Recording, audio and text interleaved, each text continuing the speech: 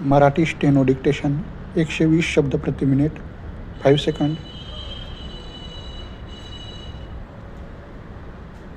Start.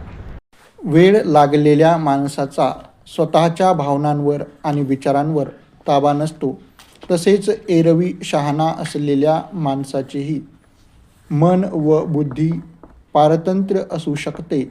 अंधश्रद्धेमुळे, पक्षांधतेमुळे किंवा निरंकुश सत्तेच्या भयामुळे शहाणा मनुष्यही आपल्या मनाचे व बुद्धीचे स्वातंत्र्य आणि स्वयंस्फूर्ती गमावून बसतो.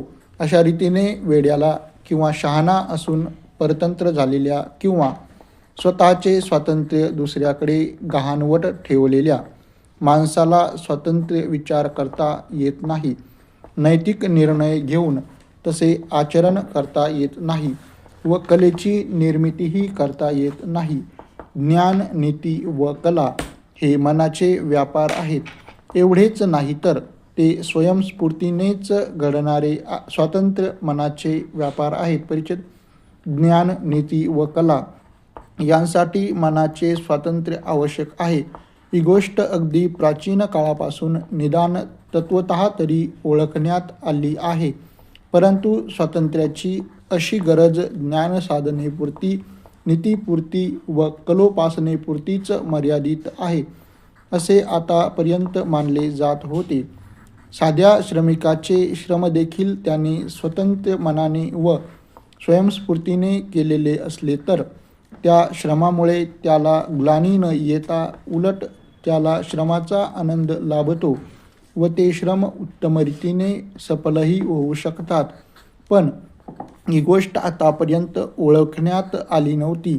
खरे काम हे जरी श्रमाचे व दुसऱ्याचे उपयोगासाठी असले तरी ते स्वतंत्र व्यक्तीने स्वयंस्फूर्तीने केलेले असले तर त्याला इतरांना ते आनंदाचा लाभ करून देतात.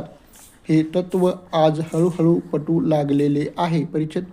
परतंत्र, आंधळ्या व निरश श्रमाचा आणि बेकारीच्या व पोटाच्या चिमट्याने कराव्या लागणाऱ्या वेठींचा भार बहुजन समाजावर टाकून केवळ मुठभर शासकीय अथवा शासक व्यक्तींनीच संस्कृती म्हणतात ती स्वतःची व स्वतःपुरती एक अधांतरी कल्पसृष्टी आजवर निर्माण केली आहे. या सृष्टीच्या विधात्यांना म्हणूनच स्वातंत्र्याचा अर्थ समजला तरी तो मर्यादित व कोत्या स्वरूपात समजला आहे. स्वातंत्र्याचा परीस स्पर्शाने श्रमालाही उज्ज्वल स्वरूप येईल व तेव्हाच ज्ञान, नीती व कला यांच्या स्वतंत्र विकासालाही भव्य व उदात्त स्वरूप येईल. ही गोष्ट समाजवादाच्या रूपाने प्रथम आताच लोकांपुढे येत आहे. आजवरच्या मर्यादित कल्पनेला नवनिर्मित समाज सर्वस्पर्शी स्वरूप देण्याचे काम करीत आहे.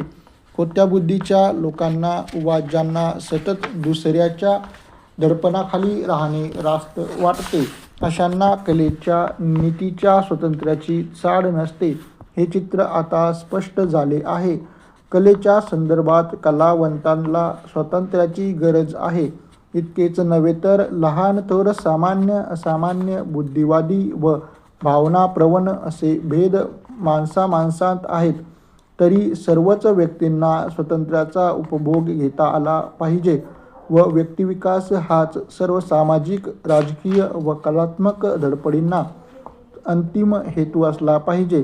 कलेचे शुद्ध स्वरूप व तिचे स्वातंत्र्य अबाधित राहणे अशीच अपेक्षा आहे.